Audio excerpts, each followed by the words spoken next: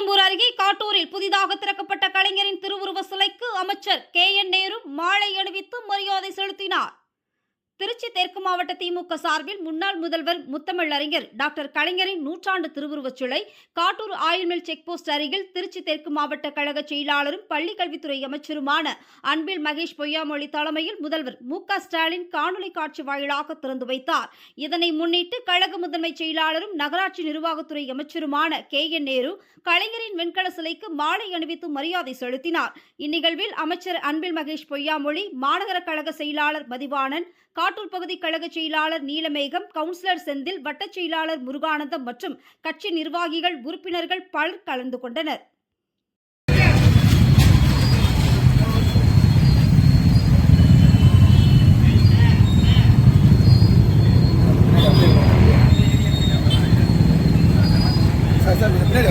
sir